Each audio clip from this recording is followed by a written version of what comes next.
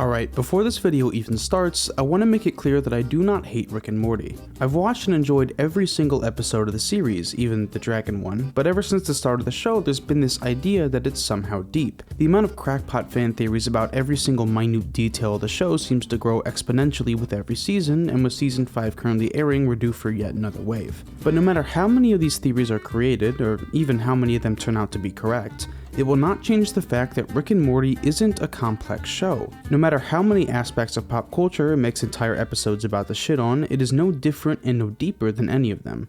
Well, maybe just a little bit. Let's just start, okay? In order to figure this out, the first question we need to ask is, what parts of a show can be complex? Technically any part of a show can be made complex, but the big three for me are characters, themes, and plot. Who our characters are, what the show is about, and what happens in it. Most shows, even deep shows, specialize in just one or two of these three. So if Rick and Morty is complex in even one of these three categories, just one, then I would be willing to call the show deep. So how about we analyze these together? Characters can make or break a story. Characters like Jar Jar Binks were so reviled at the time that the actor considered taking his own life from the backlash, while some shows only survived as long as they did because of one character we never seemed to get tired of.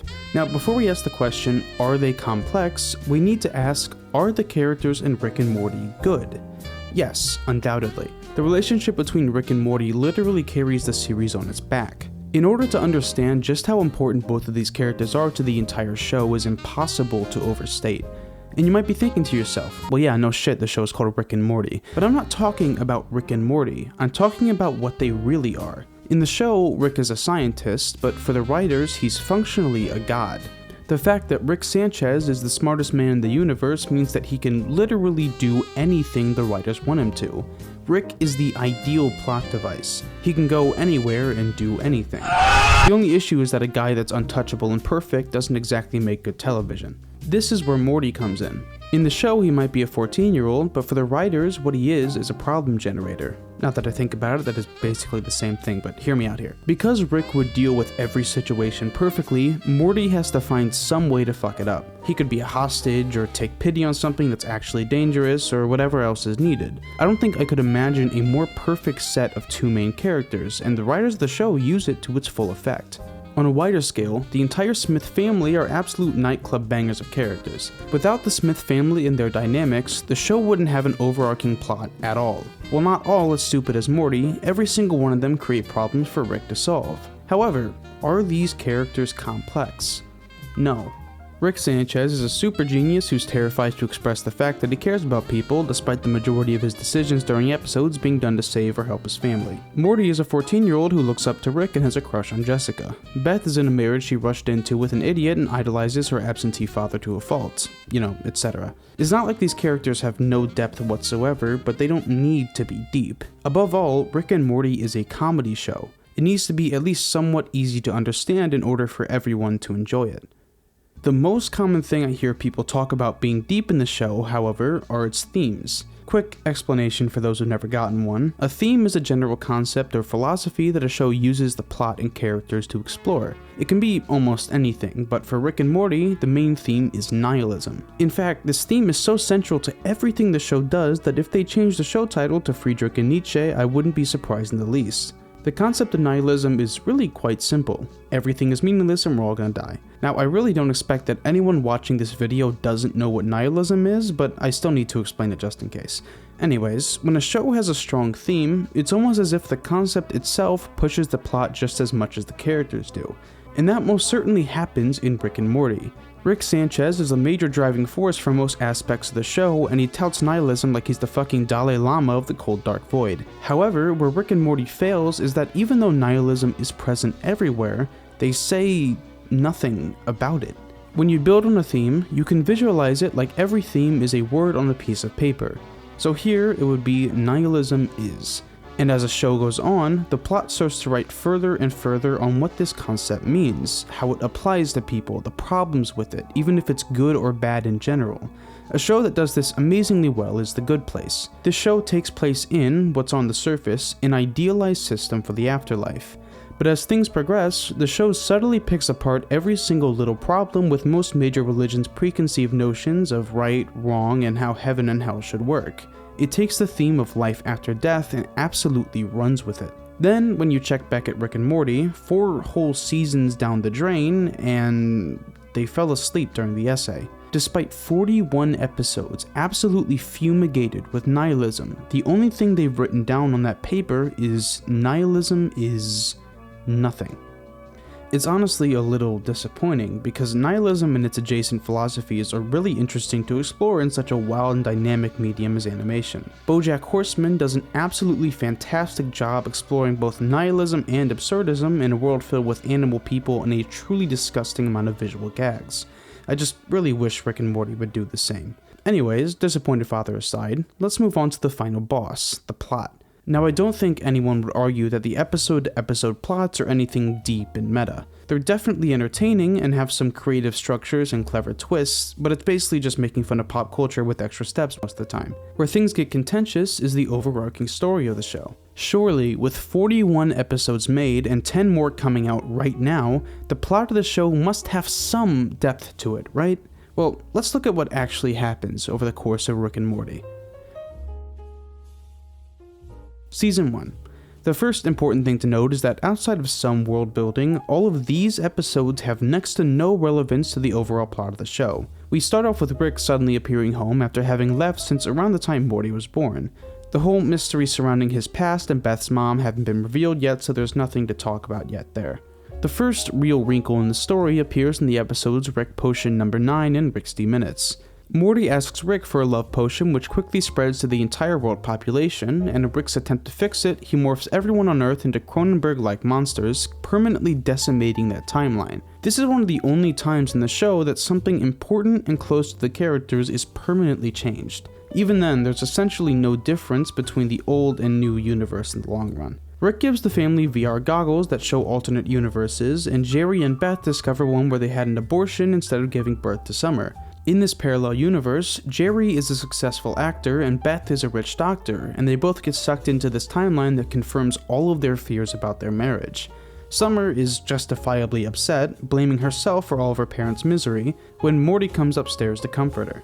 This is one of the strongest scenes in the show. Morty doesn't try to cheer up Summer or tell her that her parents truly love her. He points out his own grave in the backyard. His point is that if nothing matters and we're all gonna die, there's no real point in running away. It'd be better to just enjoy your life as it is and to let things be as they are. This is the closest the series ever gets to an actual message, because this argument turns from nihilism into something else. Depending on how you interpret Morty's speech, he's either arguing absurdism, if nothing matters then live anyways, or existentialism. If the universe has no meaning, choose to make your own. Regardless, it works, and Summer and Morty leave the episode having bonded. Oh, and also it's shown in the alternate universe that Jerry and Beth never stop thinking about each other, implying that they'll be together in every universe no matter what. After a few more wacky and perhaps uncharacteristic adventures between Brick and Mortimer, episode 9 sets up a fan-favorite character. CU-137 Rick gets falsely accused of murder by the Citadel of Ricks, and after escaping, discovers a Rick and Morty hiding in a pyramid of tortured Mortys designed to mask their brainwaves. Our Morty, after getting captured, manages to escape and free all of the tortured Mortys, causing an uprising that results in Evil Rick getting killed off. But the ending of the episode reveals that Evil Rick was being controlled by someone, just as a certain Morty removes his eye patch, disappearing seamlessly into the crowd. And then, the final episode is essentially pointless. The only real thing it reveals is that wubba lubba dub dub means I am in pain, blah blah blah, who cares, and that Tammy and Bird Person hooked up. Now, I really didn't want to say this, but Season 2 has basically nothing. There's some small bits, like Rick willingly sacrificing himself in the first episode, only for it to not matter, obviously, but it's all just nothing. Wacky adventures, you know? The only episode in Season 2 that means anything at all is the season finale, The Wedding Squanchers. Remember Tammy and Bird Person from a paragraph ago? They're getting married, and 17 of the Galactic Federation's most wanted are invited. Turns out, oh no, Tammy is an undercover agent, and a firefight breaks out with Rick and the family just barely escaping. With their home already swarmed by the Federation, Rick and the family hide on this tiny planet version of Earth as doubt starts to form in the family. Well, just in Jerry, really. Rick overhears a conversation where Jerry proposes turning him in to return to their normal life. But as Beth, Summer, and Morty talk about just how much Rick means to them, most notably how Beth doesn't want Rick to leave again, he decides to turn himself in. And as he gets sent to Galactic Prison, the rest of the family returns to Earth with a mostly normal life again for the time being. So, is this the show finally admitting after 2 seasons that Rick obviously cares about his family despite his constant intellectual nothing matters garbage? No, the answer is no, of course not. Season 3 begins with the Rickshank Redemption. As a standalone episode, what a fucking journey. This is possibly my favorite episode of Rick and Morty, hands down, but in terms of analysis, it completely throws away any progress Rick made over the course of Season 2. Rick reveals that this entire plan was to ultimately just shelve Jerry as the de facto man of the house as revenge for trying to turn him in. But we finally have a real change in the family. Jerry and Beth have finally separated, and in terms of story depth, Season 3 is actually the best there is. Nearly every single episode has to do with how each family member reacts to the divorce and how they reconcile with it. Only 3 episodes lack real character development, with one still being important anyways. We're gonna have to charge through these pretty quickly, so I'll be sparing some details. Fresh off the divorce, Rick, Summer, and Morty go on a long-term adventure in a Mad Max universe where Rick spots a valuable isotope with the gang of the Deathstalkers. They join in with the civilization to steal it, only for Summer to fall in love with one of the stalkers and decide to stay there. Rick tries to carry out his plan, but seeing Summer happy, chooses to stay and help use the isotope as a power source to advance the Deathstalkers. As living there starts to feel more and more like home, Summer starts to resent her new life and chooses to go back with Rick and Morty.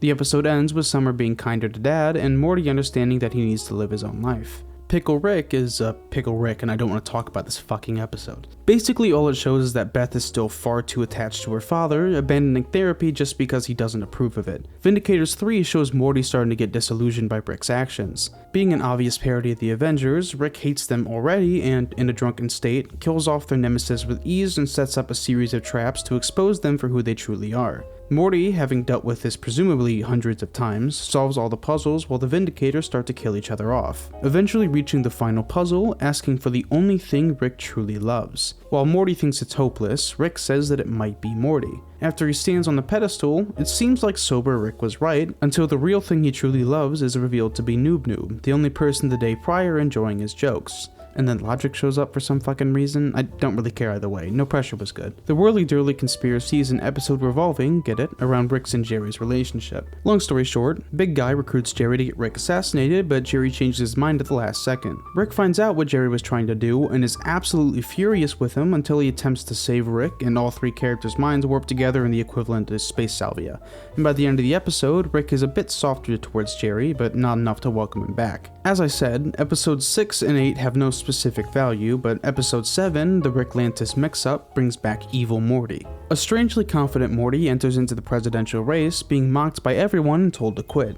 He very quickly turns things around in the first debate, and by the end of the election wins by a landslide. Once he enters the presidency, he's greeted by the Shadow Council of Ricks, who intend to use him as a puppet. That gets swiftly met with a few executions, and now one of the most interesting characters in the show has full control of the new Citadel. And then we basically never see him again. If we're going to be logical, since it took 2 seasons for him to reappear, he should be slated to show up again in Season 5, but there's been some serious doubt already casted on that by the train episode in Season 4, so I don't know. You might as well call the ABCs of Beth the character development finale of Season 3, because the final episode shits the bed. Beth's watching TV when she sees a news story about a father who killed and ate his son. Beth says she was friends with him in elementary school and had to go to years of therapy because she kept claiming she lost him in Fruipyland, the fantasy world she made up. Rick reveals to her that Fruipyland is a real pocket dimension he made for her as a kid to hold her interest when he couldn't watch her. We find out that Tommy, the son, has been doing some weird incest shit, yada yada, but the important part is that this episode confirms that Beth is almost as intelligent, if not as intelligent, as Rick. They kinda hinted at this during the show, but honestly they didn't set this up well enough in my opinion. They had her as a horse doctor for 3 seasons and implied she somehow wasn't good enough to be an actual doctor, and now, suddenly as of this episode, she's quote unquote just like Rick. Anyways, after the entire incident, Beth finally sees Rick for what he is, a shitty absentee father, and that she's like him. Rick decides to give her a choice, either stay at home with her family knowing she chose this life, or decide to explore the cosmos like her father, with Rick creating a perfect clone that'll make sure nobody misses her. We obviously don't see the decision she makes, hanging yet another mystery for us to ponder on. The last episode of Season 3 is just truly horrible in terms of plot. The individual episode is entertaining. Rick and the President continually one-upping each other over a selfie, but the important things that happen in the episode kinda suck. Beth starts suspecting that she's the clone, and in order to figure it out, she goes to Jerry's house. She figures that if anyone could find a difference between a clone and the real her, it would be Jerry. The scene is pretty clever in my opinion. Jerry recalls the memory of their first kiss, thinking of it incredibly fondly. Beth, however, remembers that day as absolutely horrible. Despite that, this current Beth loves Jerry anyway, so she's now convinced she's a clone. After Rick finally beats out the president, Morty is nowhere to be seen. Turns out the entire family's run away into a cabin to avoid Rick killing off Beth for becoming self-aware. Rick immediately finds them, obviously, and tells them he has no plan to kill Beth. However, Jerry is finally back in the family and there's nothing Rick can do about it. So after 3 full seasons, 31 episodes, we have almost the exact same situation we had at season 1. They literally say it directly at the end of the episode. We're a real family now. In many ways, things will be like season 1, but more streamlined. Now Jerry and I are happily married parents, and the idea that I was motivated by a fear of you leaving can be eschewed. So nearly all of that character development over the entire last season, right when they were finally doing it correctly, is gone. So now we finally reach season 4. For the first 7 straight episodes, there was nothing. Absolutely nothing. In fact, only episodes 8 and 10 are worth any mention at all, and really only 10, but I'm being nice here. Episode 8 is the famed Vat of Acid episode. Could I actually rant here a bit? So when the Emmys for 2020 came out, the candidates for Primetime Emmy Award for Outstanding Animated Program were between the Vat of Acid episode, BoJack Horseman's The View from Halfway Down, and 3 other shows I don't care about. Now, the Vat of Acid episode is a really solid episode. Extremely funny, decent montage, way over the top, on and on. Really good episode. However, The View from Halfway Down is the single greatest episode of any animated series I have ever fucking seen. It is one of the best finales to any show I have ever seen. The incredible amount of symbolism, perfect writing, and downright existentially terrifying themes wrap up the show in the prettiest bow you could imagine. The Vat of Acid episode 1. I am still angry about this. The only real value the Vat of Acid episode presents to us is both the anger and resentment Rick is starting to feel after his control over the family starts slipping, as well as Morty's slowly growing resentment towards Rick. The only real episode in season 4 is the final one, which, to its credit, changes a lot of things up. In Star Mort, Rick Turner the Jerry, real creative title, it's confirmed that there is, in fact, a second Beth. After getting injured in a rebellion against the new and improved Galactic Federation, she discovers a chip in her neck placed there by Rick, believing it's a proximity bomb. She returns to Earth to kill Rick, only to be told it's a chip to transfer clone Beth's memories to her. The Federation arrives on Earth to hunt down Rebel Beth, so Rick needs to find normal Beth to save her from being captured and killed. Tammy busts into family therapy, and after both Beths get captured simultaneously, gets unceremoniously killed off. A bunch of fighting shit happens, actually a really cool fight scene to be honest. Phoenix Person is defeated and everyone is free. Then afterwards, everyone acts really fucking curt with Rick for no reason? Well, both Beths have a reason, maybe Jerry too, but Summer and Morty? It really feels off. Rick retrieves a memory of Beth's decision and she tells Rick to choose. It turns out, he switched around the Beths to make sure that he didn't even know, and finally says to himself that he's a shitty father. And season 4 ends with him all alone. By the end of season 4, a good amount of things have changed. There's 2 Beths, Rick is completely alone, and Morty and Summer are a lot closer. But in reality, this wasn't a season. It was 1 episode. And considering the show's track record, it won't stay like this for long. If you sum up every single important episode of the series, the ones that have caused a permanent change that truly affects the show and still lasts to this day, you'll really just get 2. The episode where Rick makes the Beth clone, and the final episode of season 4. And if something happens that invalidates the whole Beth clone arc, it'll go straight back to 0. But that isn't surprising, because Rick and Morty isn't a show about change. Dan Harmon pretty famously uses a circle for storytelling. First, you need something, and then you cross a threshold. You search, and then you find that thing, and whether you like it or not, you take it and its consequences. You then return home, having changed. But that last one, having changed, can't happen in Rick and Morty. It's an animated sitcom, just like The Simpsons, as much as it doesn't want to be. You can never change Rick and Morty. You can never give it meaning, because that would mean that you would have to lose the show. BoJack Horseman was designed to end. Rick and Morty is not. And truly, that's okay. Not once in this video have I said that Rick and Morty is bad, and that's because it isn't. Not everything needs meaning, and honestly, it's fitting that a show about nihilism doesn't have meaning. And yet, despite that, it exists anyways. Rick and Morty will live for a long time, and then one day it'll die. It'll be cancelled, and that'll be it. But it'll die having done its job, being an entertaining, funny, and occasionally smart show. But the indisputable truth is that Rick and Morty is not complex. Thank you, and have a nice day.